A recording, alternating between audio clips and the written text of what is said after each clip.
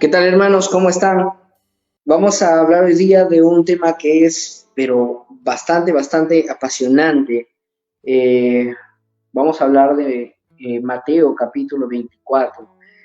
La pregunta de muchos en este momento, en este contexto de coronavirus, de la pandemia mundial, es, ¿estamos próximos al cumplimiento de lo que Jesús dijo en Mateo 24?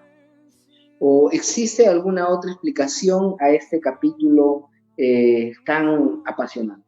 Vamos a orar para que el Señor nos guíe a través del desarrollo de este tema. Señor, te damos gracias por permitirnos estar en este momento, en este lugar, compartiendo esta palabra tuya. Señor, ayúdanos porque en verdad necesitamos de que nos guíes, necesitamos de que nos des sabiduría por medio de tu Espíritu Santo. Gracias te damos en el nombre de Jesucristo. Amén. Bien, antes de iniciar, quisiera mencionar dos pautas. Una de ellas es entender que a través de la historia ha habido bastantes o varias, diversas posturas respecto a la venida de Cristo, al cumplimiento de las profecías, y debemos entender de que muchas de estas han sido, de igual manera que la nuestra, extraídas de la Biblia, de las Escrituras. Entonces, cuando alguien te diga que su postura es la bíblica, ¿sí? Como que indirectamente diciéndote que todas las demás no lo son, ten cuidado, porque esa persona está teniendo una actitud sectaria. Así que ten cuidado con cualquiera que te diga que su postura es la única. Sí te puedo decir, mi postura es más antigua o esta otra postura es más moderna, esta postura recién ha salido, tiene 2 siglos de historia, pero nunca te puedo decir que mi postura es la única o es la bíblica, porque entonces sí estaría teniendo un comportamiento un tanto agresivo. La segunda pauta es que no vamos a entrar directamente a Mateo 24, porque necesitamos saber cuál es el contexto en el que Jesucristo se encontraba dentro de la ejecución de su ministerio para poder llegar a Mateo 24. ¿Cómo es eso? Yo no creo que tú de la nada te encuentres con alguien y le digas, oye, ¿sabes qué? Va a haber esta calamidad. Ha tenido que haber una conversación previa. Por ejemplo, cuando ahora hablas de la pandemia del coronavirus y no llegas de frente a alguien y le dices, oye, hay más de 500 muertos, ¿no? Sino que esa persona ya tuvo previamente la información de todo lo largo de estos días acá en Perú y sabe cuál es el contexto del que estamos hablando. Y eso mismo sucede. Así que vamos a iniciar esta narrativa en el Evangelio de Mateo en el capítulo 21. También debo hacer un énfasis de que vamos a mencionar ligeramente temas acerca de la venida de Cristo, pero no vamos a tomarlo como centro el tema en sí, sino el mensaje que Jesucristo da en el capítulo 24 de Mateo y los capítulos previos. En el capítulo 21, si abren su Biblia, en la versión que tengan, yo voy a trabajar aquí con la nueva versión internacional, Jesucristo entra a Jerusalén en Domingo de Ramos, una celebración que no hace poco hemos tenido. Lamentablemente es el primer año en bastantes siglos que no hay celebración de Domingo de Ramos por cuestiones de la cuarentena. Es un poco raro, la verdad, sí, un poco raro no ver a gente en la calle celebrando Domingo de Ramos, sean cristianos, evangélicos o ortodoxos o católicos. Pero esta fecha está ubicada en Mateo 21. Cuando se acercaba a Jerusalén, Jesús, llegaron a Betfagé, al monte de los olivos, y él envió a sus discípulos. Ustedes saben la historia, le dijeron, vayan a la aldea, allí hay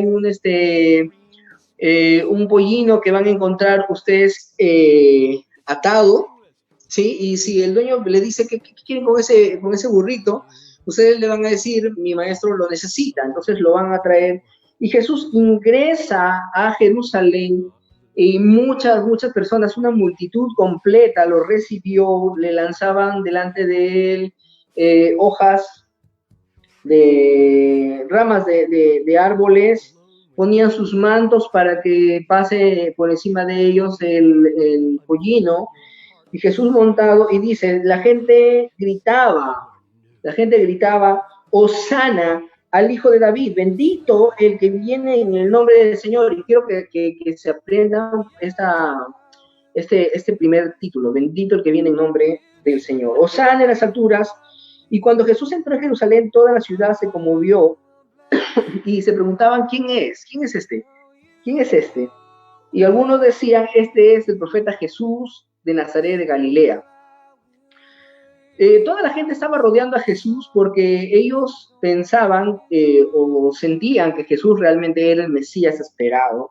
Y ese Mesías tenía que, para el concepto de ellos, de los judíos, tenía que venir como un líder militar y acabar con el imperio romano y devolverle el reino a Israel.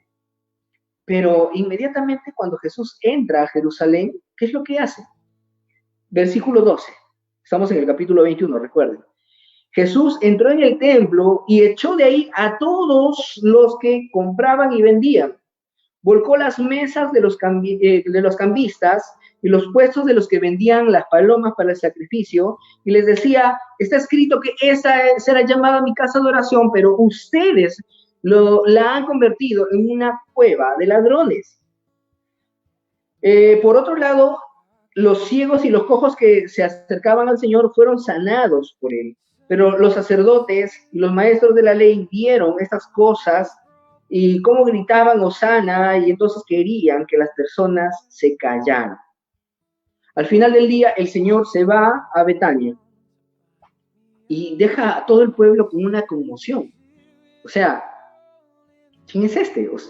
Este hombre, Jesús, es el Mesías. Se supone que debería venir aquí, exaltar a los sacerdotes, exaltar a los fariseos y decirles, vengan, ustedes van a formar parte del reino de Dios. Israel va a tomar la cúspide del reino, pero no fue así. El Señor tomó en otro de los evangelios, dice con más detalle que el Señor tomó un hato de cuerdas y entonces comenzó a azotar todo lo que estaba allí. Ahora, al día siguiente, o sea, estaríamos hablando del día lunes, muy de mañana, cuando volvía a la ciudad, tuvo hambre. Al ver una higuera junto al camino, se acercó a ella, pero no encontró nada más que hojas. Nunca más vuelva a dar fruto, le dijo, y al instante se secó la higuera. Los discípulos se asombraron y le dijeron, ¿cómo es esto posible? Y el Señor les dijo, les aseguro que si tienen fe y no dudan, no solo harán no solo harán lo que he hecho con esta higuera, sino que podrán decirle a ese monte, quítate de ahí y tírate al mar. Y así será. Si ustedes creen, recibirán todo lo que pidan en oración. Ahora, ¿por qué me detengo en esta... ¿por qué me detengo en esta parte? Porque hay algunas malinterpretaciones respecto a qué es lo que significa la higuera y qué es lo que significa arráncate el monte, arráncate y échate en el mar. Pero vamos a ver que tiene una fuerte relación con todo lo que vamos a ver hoy día de Mateo 24. En primer lugar, la higuera representa a Israel.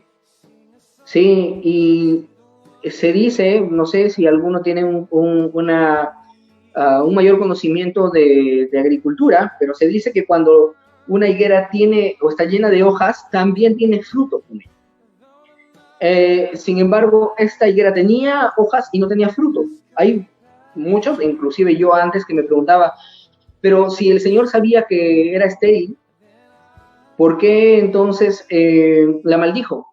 Y esto es porque era una representación de lo que se vendría más adelante. La maldición a ese pueblo infiel llamado Israel.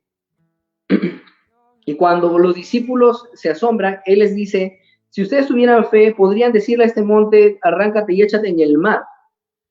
Y muchos, sé que muchos, inclusive hay una cancioncita muy simpática respecto a este pasaje, si tuviera fe como un grano de mostaza, dice, tú le dirías a este monte, quítate, o bueno, como dice la letra, pero el mensaje que le está diciendo es, el Señor, recuerden que había estado en Betania y de Betania sale para dirigirse nuevamente a Jerusalén. Y estando frente a Jerusalén, le dice a sus discípulos, ustedes le podrían decir a este monte, arráncate y échate al mar. Le está diciendo al monte de Jerusalén. Podríamos decirle al monte de Jerusalén que se arrancara y se echara al mar. Esto también es parte de la maldición del Señor contra Israel. Continuando. La autoridad de Jesús puesta en duda, ustedes saben, ya esa parte no vamos a ampliar mucho.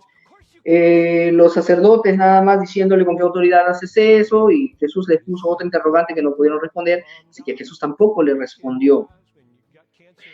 Pero de aquí vamos a ver unos pasajes que se les conoce como el sermón a los fariseos, donde el Señor comienza a hablarle en parábolas, pero no al pueblo en específico ni a sus discípulos, sino a los fariseos, y comienza parábola de los 2 hijos.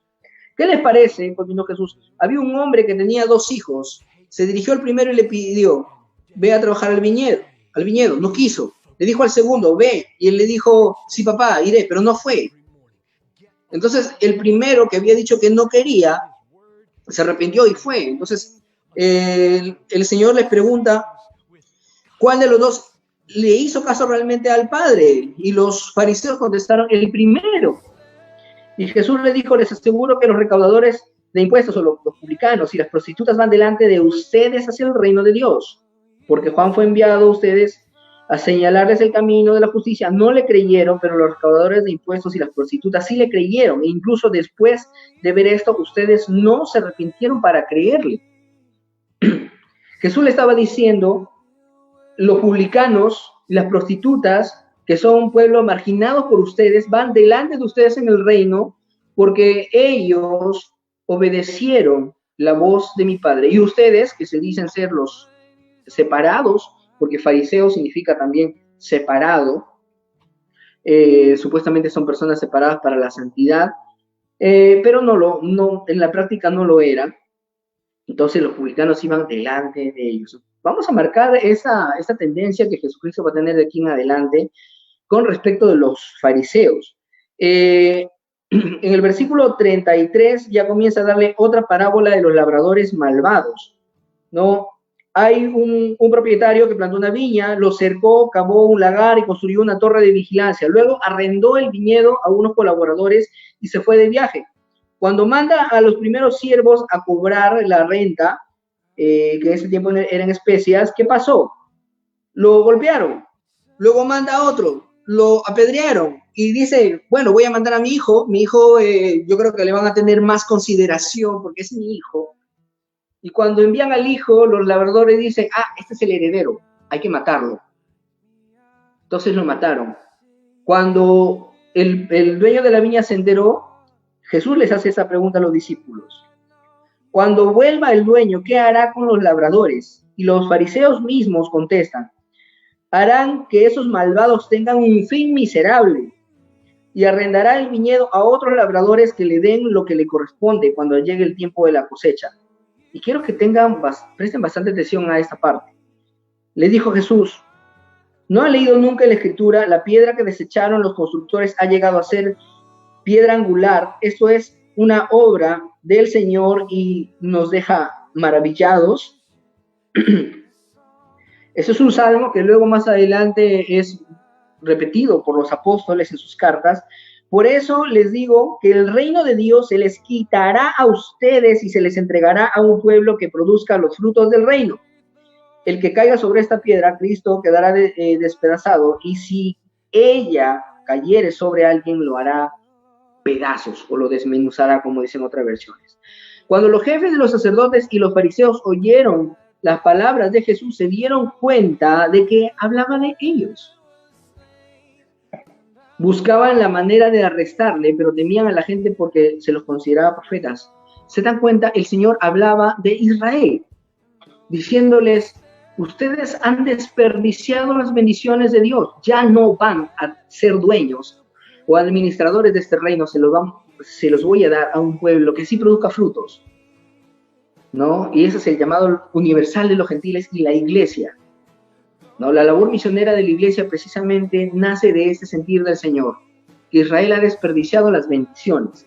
Entonces, vemos que el Señor comienza con una tendencia desde el capítulo 21, primero a votar a todos los que estaban convirtiendo la casa de oración, el templo, en una cueva de ladrones. Luego comienza a hablar contra los fariseos como labradores que mataron a los profetas, apedrearon a los que fueron enviados por el Señor y luego encima van a matar al Hijo. El Señor se anticipa a su muerte. Luego viene la parábola del banquete de bodas que habla de cosas similares. El reino de Dios es como un rey que preparó un banquete de bodas para su hijo y mandó a sus siervos que llamaran a los invitados, pero estos se negaron a asistir. Luego el Señor mandó a meter a todos. Y al final, ¿qué hacen con las personas que no vinieron?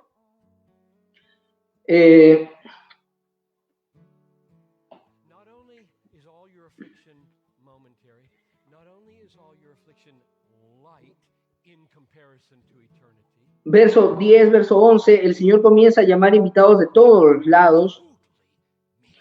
Hay otro pasaje donde aclara más esta parte donde a las personas que rechazaron el llamado, el Señor los manda también a echar fuera en la oscuridad. Y esto es lo mismo, el Señor llamando a su reino por medio del Evangelio a formar parte, y los judíos rechazándolo, constantemente rechazándolo. No solamente a Jesús, rechazaron a los profetas desde antes, rechazaron a Juan el Bautista y terminan rechazando y matando a Jesús. Luego vamos a pasarnos un poquito más al capítulo 23. Recuerden de que esto es sucesivo, estas parábolas hablan de temas similares y de forma sucesiva.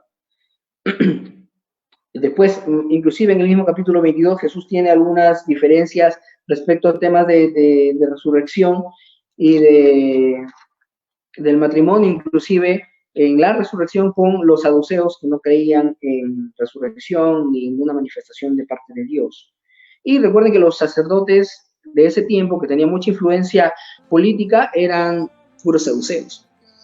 En el capítulo 23, Jesús comienza a hacer una denuncia contra los fariseos y utiliza un oráculo. En el Antiguo Testamento, digamos que en el contexto de los judíos, un oráculo era una revelación de parte de Dios para las personas, y habían dos tipos de oráculos, digamos el positivo y el negativo. El positivo era un oráculo de bendición, ¿no? Cuando dicen, bendito seas en tu entrar, bendito seas en tu salir. Pero el oráculo negativo siempre iniciaba con un ay. Ese término ay no significa nada más que el Señor se está lamentando, ay, pobrecito, no, sino que es una maldición contra esa persona que recibe el ay. Y el Señor precisamente comienza, ay de ustedes, maestros de la ley, ay de ustedes, hipócritas, ay de ustedes, ciegos, guías de ciegos. Y con todo ese capítulo pasa vez tras vez hablando acerca de esas ayes. Vamos a ir de frente para no cortar mucho el tiempo. Desde el verso 33 dice, serpientes, generación de víboras, ¿cómo escaparán ustedes de la ira venidera o de la condenación del infierno? Por eso yo les voy a enviar profetas, sabios y maestros. A algunos de ellos los matarán y crucificarán. A otros azotarán en sus sinagogas y los perseguirán de pueblo en pueblo. Ojo, quiero que presten bastante atención a esta parte, porque es lo mismo que Jesús va a decir a continuación en privado con sus discípulos. Jesús no solamente está hablando de lo que pasó en el pasado, sino en su futuro, pero un futuro cercano, porque le está hablando a ellos. O sea, imagínense Jesús hablándole a los fariseos, pero les voy a enviar de acá a 2000 años, les voy a hablar de aquí a 1500 años. No, le está diciendo a ellos. Dice, algunos ustedes los matarán y crucificarán, a otros los azotarán en sus sinagogas y los perseguirán de pueblo en pueblo. Recuerden que Pablo hacía eso, perseguir de pueblo en pueblo a los cristianos. Así recaerá sobre ustedes la culpa de toda la sangre justa que ha sido derramada sobre la tierra, desde la sangre del justo Abel hasta la de Zacarías, hijo de Berequías, a quien ustedes asesinaron entre el santuario y el altar de los sacrificios. El versículo 36 es clave para esta interpretación. Les aseguro que todo esto vendrá sobre esta generación. Cuando Jesús les dice generación de víboras, no se está refiriendo a 40 años de personas llenas de un carácter como víboras, no, sino que esta clase de personas a las que les estoy hablando son unas víboras. Generación no solamente significa 40 años. Una generación para los judíos sí era de 40 años, pero cuando Jesús habla en esos capítulos, no se refiere a una generación de 40 años, se refiere a una clase de personas que estaban recibiendo este mensaje. Todas estas personas que están aquí viéndome son unas víboras. Y en el capítulo 36 les digo, les aseguro que todo esto vendrá sobre esta generación. Todo eso. ¿Y qué es? Ay de ustedes, guías. Ay de ustedes, ay de ustedes, ay de ustedes. ¿Cómo piensan que van a escapar de la condenación del infierno? Le dice Jesús. Y luego viene otra maldición más. Jerusalén, Jerusalén, que matas a los profetas y apedreas a los que se te envían. ¿Cuántas veces quise reunir a tus hijos como reúne la gallina a sus pollitos debajo de sus alas, pero no quisiste? Pues bien, la casa de ustedes va a quedar abandonada. Y les advierto que ya no volverán a verme hasta que digan, bendito el que viene en el nombre del Señor. Justo lo que les dije hace rato, recuerden esa frase. Ya la habían dicho, pero entonces, ¿a qué se refiere?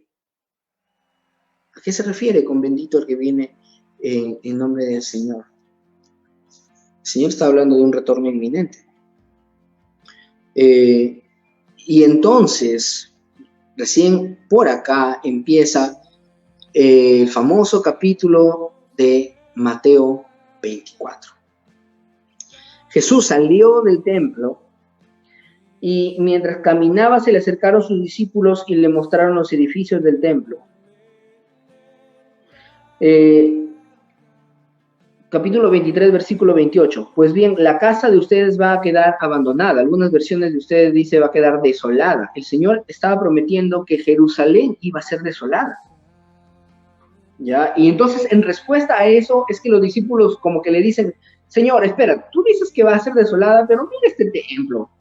Mira estas piedras tan grandes. En realidad, esto puede ser destruido. Jesús está seguro de que eso va a ser destruido. Entonces el Señor les dice, ¿ven todo esto? Les aseguro que no quedará piedra sobre piedra, pues todo será derribado. Si ustedes creen que se va a levantar un tercer templo para que se cumpla esto de que no va a quedar piedra sobre piedra sin que sea derribada, entonces ¿dónde queda el segundo templo? El templo del que estaba hablando Jesús. Jesús estaba prometiendo que ese templo iba a ser destruido. Más tarde estaba Jesús sentado en el monte de los olivos cuando llegaron los discípulos y le preguntaron en privado. Recuerden de que a los demás les hablaba en parábolas, a sus discípulos les hablaba abiertamente. Y en privado le dijeron, ¿cuándo sucederá eso? ¿Y cuál será la señal de tu venida y del fin del mundo? Ahora, cuando dice fin del mundo, no únicamente se refiere a fin de todo el mundo que nosotros conocemos, sino fin del aion o del siglo. Los judíos consideraban de que habían dos siglos, el siglo que ellos estaban viviendo y el del Mesías.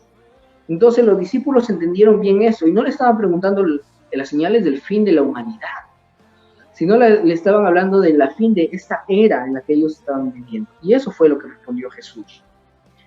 Tengan cuidado de que nadie les engañe, les advirtió Jesús. Vendrán muchos Cristos, muchos que usando mi nombre dirán yo soy el Cristo, y engañarán a muchos. Ustedes oirán de guerras y de rumores de guerras, pero procuren no alarmarse. Es necesario que eso suceda, pero no será todavía el fin. Se levantará nación contra nación y reino contra reino. Habrán hambres y terremotos por todas partes. Todo esto será apenas el comienzo de los dolores. Entonces los entregarán a ustedes para que los persigan y los maten, y los odiarán todas las naciones por causa de mi nombre. En aquel tiempo muchos se apartarán de la fe, unos a otros se traicionarán y se odiarán, y surgirá un gran número de falsos profetas que engañarán a muchos. Habrá tanta maldad que el amor de muchos se enfriará, pero el que se mantenga firme hasta el fin será salvo. Y este evangelio del reino se predicará en todo el mundo como testimonio a las naciones, y entonces vendrá el fin. Excelente. Así que cuando vean en el lugar santo el horrible sacrilegio del que habló el profeta Daniel, el que lee, que lo entienda, los que estén en Judea huyan a las montañas, el que esté en la azotea no baje a llevarse nada de su casa, y el que esté en el campo no regrese para buscar su capa. Qué terrible será de aquellos días para las que estén embarazadas o amamantando. Oren para que su huida no suceda en invierno ni en sábado, porque habrá una gran tribulación, como no ha habido desde el principio del mundo hasta ahora, ni la habrá jamás. Si no se acortaran esos días, nadie sobreviviría, pero por causa de los elegidos se acortarán. Entonces, si alguien les dice a ustedes, miren, aquí es el Cristo, o allá está, no le crean, porque surgirán falsos cristos y falsos profetas que harán grandes señales y milagros para engañar, de ser posible, aún a los escogidos. Fíjense que se los he dicho a ustedes antes que suceda. Vamos a ir a una pausa. Vamos a ir a una pausa y al retornar vamos a dar una breve explicación de Mateo 24. Voy a mencionar también un par de textos en los que pueden encontrar un poco más de información acerca de Mateo 24. Y luego, esto lo vamos a hacer breve en unos 10 minutos y vamos a entrar en una ronda de preguntas que pueden escribirlas en las casillas de comentarios.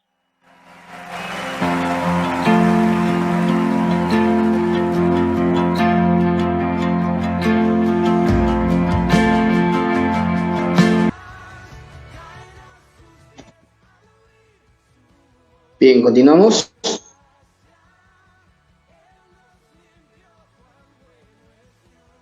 Listo, continuamos entonces. Vamos a hablar ahora un poco más ya enfocados en Mateo 24. Recuerden que hemos hecho un repaso desde Mateo 21 y hay algunos puntos claves para poder entender e interpretar Mateo 24. Uno de ellos es que Jesús les dice que todas aquellas maldiciones que él estaba declarando iban a suceder sobre esa generación de fariseos a los que él les estaba hablando, en primer lugar. Segundo lugar, el Señor está hablando de ese templo en Jerusalén que iba a ser destruido. En tercer lugar, el Señor está hablando de esa Jerusalén que va a ser desolada. Y cuarto lugar, el Señor le está diciendo a esos discípulos que van a ser perseguidos. Entonces, ¿en qué momento sucedió esto? ¿O de qué estaban hablando el Señor? Porque algunos dicen, por ejemplo, de que esto va a ser en el futuro, en versículos cuando el Señor les dice que uno será tomado, dos estarán moliendo en un molino, dos estarán en el campo, uno será tomado, uno será dejado. Pero eso no habla de un rapto futuro, eso está hablando de un evento que iba a ser futuro para las personas a las que les está hablando, pero no para nosotros ya es pasado. Vamos a ver un versículo en Lucas capítulo 20, ¿sí? ¿Por qué nos estamos lanzando Lucas capítulo 20? Capítulo 21, Del verso 5 en adelante está hablando de las mismas cosas. El Señor se encuentra en la misma situación que en Mateo capítulo 24.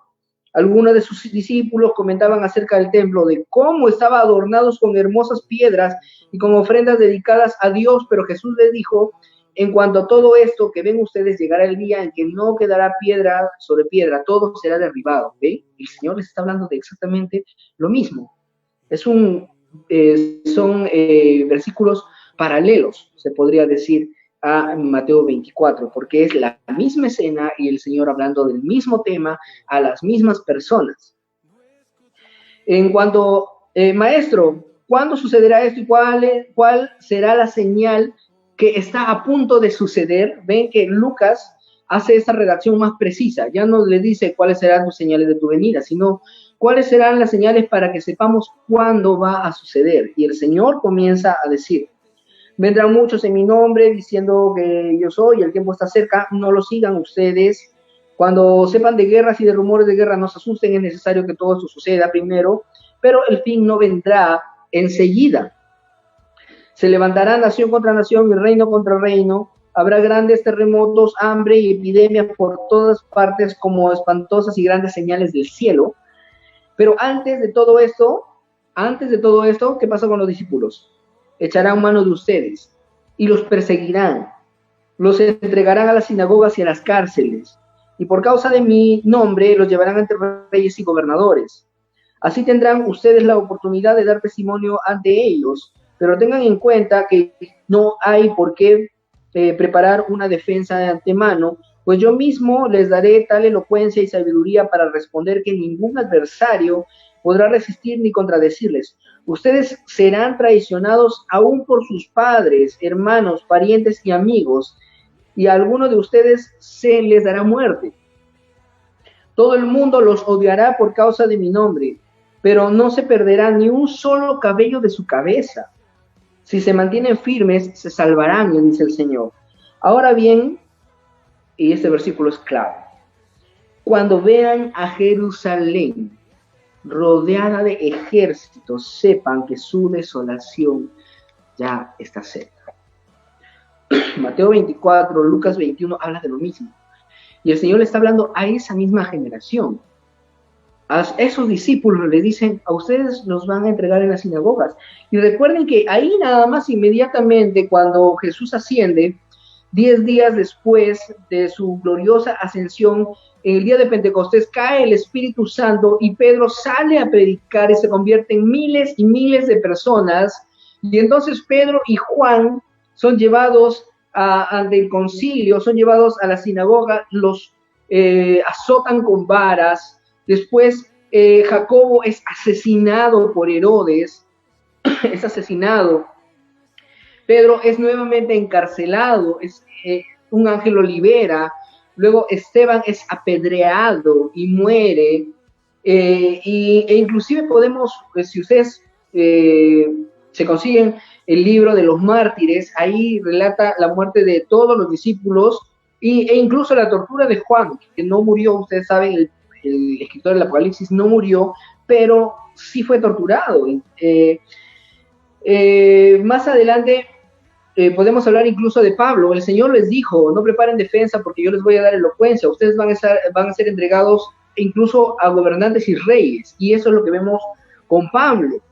Pablo apeló hasta César y llegó a Roma, y fue allá en Roma donde fue ejecutado en la primera persecución romana por parte de Nerón. Pero vamos a ver que inclusive Hechos anuncia una de esas hambrunas que el Señor ya había anticipado.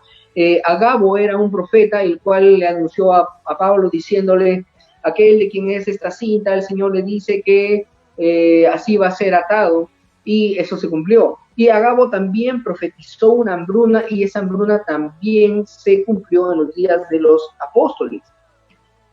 Pero entonces, ¿cuándo se ejecutó todo Mateo 24?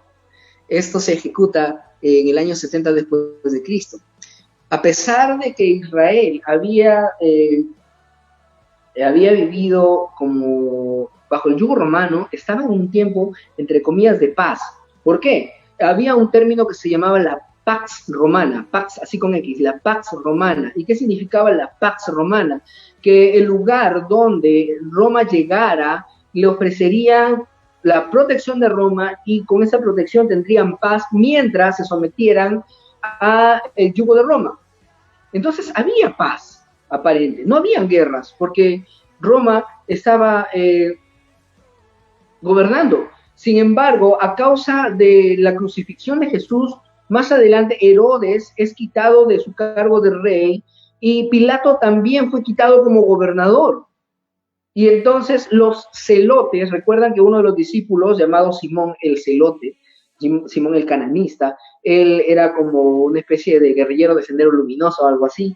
Los celotes tomaron el templo de Jerusalén y lo convirtieron en su cuartel militar. Y esto ustedes pueden ubicarlos, por ejemplo, en el libro de Historia del Cristianismo de Justo González, pueden encontrarlo ahí. Pero vamos a leer, miren, acá tengo un libro que es muy recomendado. Ahí está, Historia Eclesiástica de Eusebio de Cesarea, un obispo, el obispo de Cesarea. Él vivió entre el siglo III y siglo IV, llamado el padre de la historia cristiana, porque su libro precisamente, no sé si lo pueden ver ahí, comprende los 3 primeros siglos de la historia del cristianismo. Y en su libro tercero, en el capítulo 5, dice, acerca de los últimos tormentos de los judíos después de Cristo. Punto 3. Además de estos, también el pueblo de la iglesia de Jerusalén recibió el mandato de cambiar de ciudad antes de la guerra y de vivir en otra ciudad, de Perea, por un oráculo transmitido por revelación de los notables de aquel lugar. Así pues, habiendo emigrado a ella desde Jerusalén, los que creían en Cristo, como si los hombres santos hubieran dejado enteramente la metrópoli real de los judíos y toda Judea, la justicia de Dios vino sobre los judíos por el ultraje al que sometieron a Cristo y a sus apóstoles, e hizo desaparecer totalmente de entre los hombres aquella generación impía. En los relatos que escribió Josefo, que fue un historiador judío, se describen con toda exactitud los males que en ese momento sobrevinieron a todo el pueblo judío en todo lugar. Como principalmente los habitantes de Judea fueron agobiados hasta el extremo de la desgracia, cuántos miles de jóvenes y de mujeres juntamente con sus niños cayeron a espada, por hambre y por muchos otros tipos de muerte. Cuántas y cuáles ciudades de Judea fueron sitiadas, cuán grandes desgracias y más que desgracias presenciaron los que fueron en su huida a Jerusalén, ya que era la metrópoli más fuerte. O sea, la gente que estaba en el campo y que no había escuchado las palabras de Jesús, ¿qué era lo normal en ese tiempo? Que cuando se acercaba un ejército, te refugiabas en la ciudad amurallada más próxima y más fuerte que había. Entonces, ¿cuál era la metrópoli, la ciudad más fuerte en ese tiempo? Era Jerusalén, ¿no? Entonces, muchos, al oír que venían los ejércitos romanos, ¿qué hicieron? Se metieron a Jerusalén. Los celotes habían sitiado en el 66 aproximadamente, después de Cristo, habían tomado el templo de Jerusalén. Entonces, el general Tito Vespasiano, hijo del emperador Vespasiano, había sido enviado a tomar Jerusalén nuevamente. Y viene. ¿Y qué pasa con estos judíos? En lugar de huir, entran a la ciudad.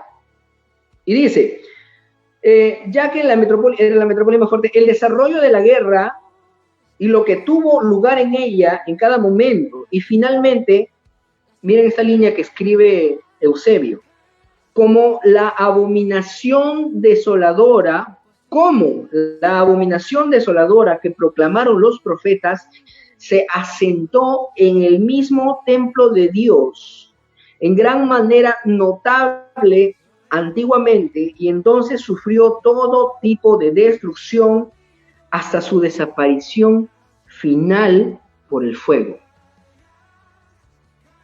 Merece la pena señalar que el mismo autor, Josefo, afirma que los que procedentes de toda Judea se apiñaron en los días de la fiesta de la Pascua en Jerusalén, como en una prisión, usando sus propias palabras, fueron alrededor de 3 millones. Era preciso, pues, en los mismos días en los que habían llevado a cabo la pasión del Cristo de Dios, bienhechor y salvador de todos, que como encerrados en una prisión recibieran el azote que les daba alcance viniendo de la justicia divina. Así pues, dejando aparte los acontecimientos que les sobrevinieron y cuántas veces fueron entregados a espada o de diversos modos, solo me ha parecido oportuno mostrar las desgracias originadas por el hombre, a fin de que los que obtengan este escrito vean parcialmente cómo les daba alcance al poco tiempo el castigo procedente de Dios por causa de su crimen cometido en contra de Cristo, del Cristo de Dios. Eusebio de Cesarea. Vean esto, hermanos, escrito en principios del siglo IV. Siglo IV.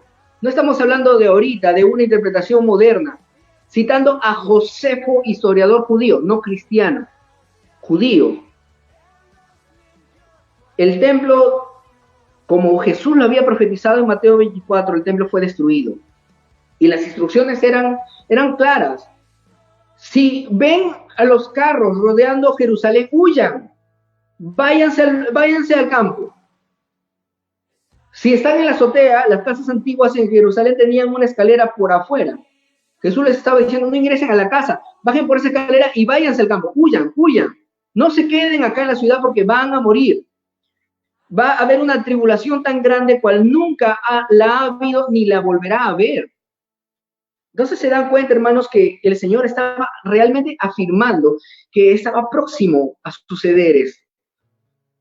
Esa generación no pasó. En el 70 después de Cristo se cumplió todo lo que Jesús profetizó en Mateo 24. Porque como dice Lucas 21, el Señor no estaba anunciando su segunda venida y la glorificación de los santos. No, Jesús estaba anunciando de que todos los escogidos iban a ser unidos, iban a juntar a todos sus escogidos para que escaparan de ese lugar y se fueran a otro lado. Los mismos ángeles iban a reunir a sus escogidos. Se dice en los comentarios también, en pie de página, se dice que las revelaciones que ellos tuvieron fueron visiones de ángeles diciéndoles, salgan ya, salgan, huyan. ¿Y por qué? Porque en ese tiempo no todos tenían una Biblia como nosotros la tenemos. Tenían solo pequeños fragmentos. Así que el Señor tuvo que hacer intervención divina por medio de ángeles en ese tiempo y decirles, salgan, reunir a todos sus escogidos, y se los llevaron a Perea, lejos de Jerusalén, para que no mueran en esa gran tribulación que sucedió y que no volverá a suceder. El Señor estaba anunciando que Él mismo iba a salvar a sus escogidos. Vemos que también dicen que algunos iban a abandonar su fe, y vemos un ejemplo en Demas. El Señor, Pablo diciendo, Demas, amando más al mundo, me ha abandonado. Muchos abandonaron esa fe que habían declarado tener, como Ananías y Zafira. Como Simón el mago, ¿no? Y en ese tiempo también aparecieron muchos falsos cristos, muchos falsos profetas. Lo pueden ver en primera carta a Juan, cuando Juan ya hablaba acerca de los gnósticos queriendo introducirse, y a ellos les llama anticristos. Entonces, si hermanos, ustedes se preguntan si está próximo a suceder lo que dice Mateo 24, no es así. Mateo 24 ya se cumplió en el 70 después de Cristo.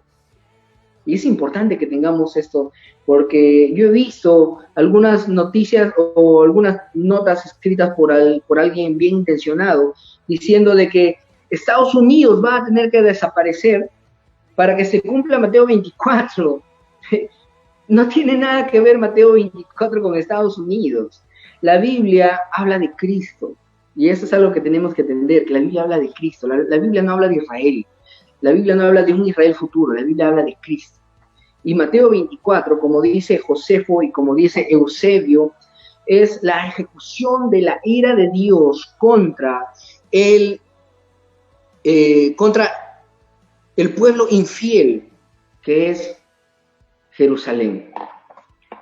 Puedo recomendarles, aunque es similar a lo que he leído en pequeñas fracciones de lo que habla este pequeño libro, Todos somos teólogos, de R.C. Sproul, en la parte de escatología. ¿Sí? Tendríamos mucho más que hablar, hermanos, pero vamos ahora a responder algunas de las preguntas.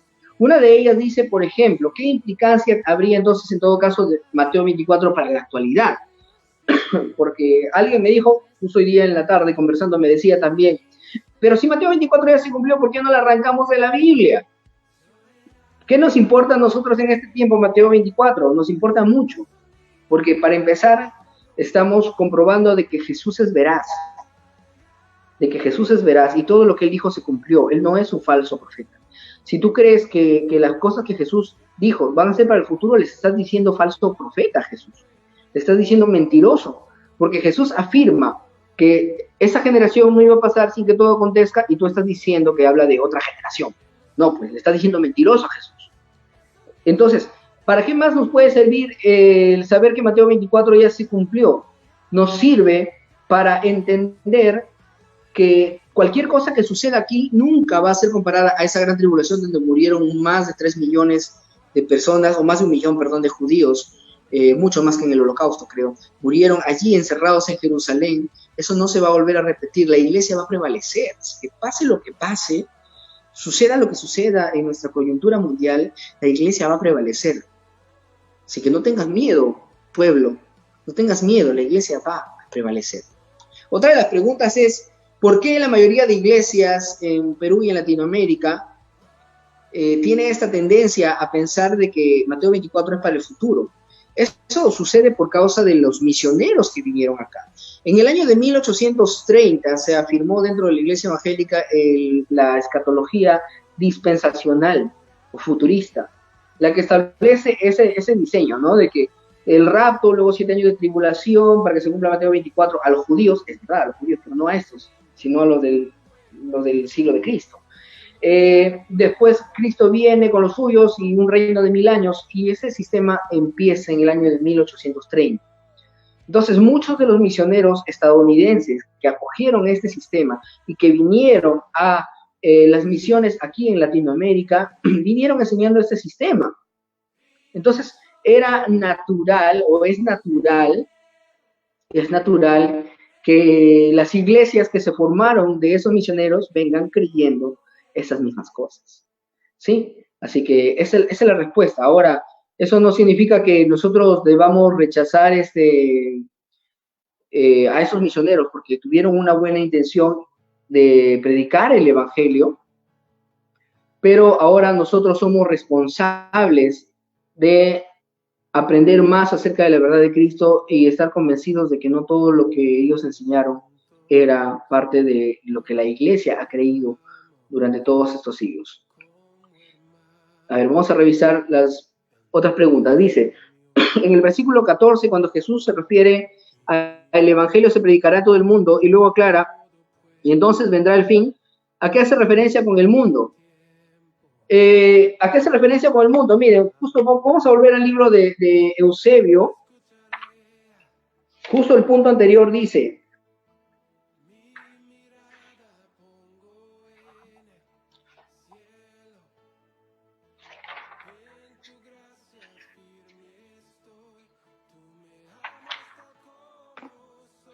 creo que lo perdí.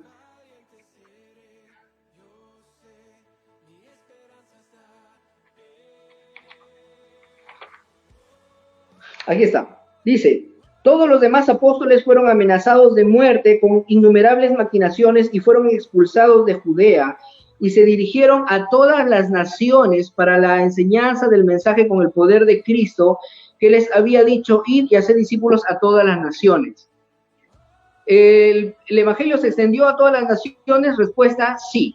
Se extendió a todas las naciones conocidas en ese tiempo. Toda la nación antigua conocida en ese tiempo escuchó el evangelio antes de que sucediera el final de Mateo 24. Ahora, eso no significa que no vamos nosotros Ya. Eso no significa que nosotros no vamos a cumplir, el mandato del Señor de ir y predicar a las naciones, porque eso es parte de la gran comisión de Mateo 28. Nosotros debemos seguir predicando a todas las naciones, eso es nuestro deber, y conquistar el planeta por medio del Evangelio y la extensión del reino de Dios. Pero cuando Jesús dijo que se predicaría el Evangelio antes de que sucediera el fin, se refería a eso. El mensaje fue predicado a todo el mundo conocido en ese tiempo y entonces vino el fin. Así de sencillo.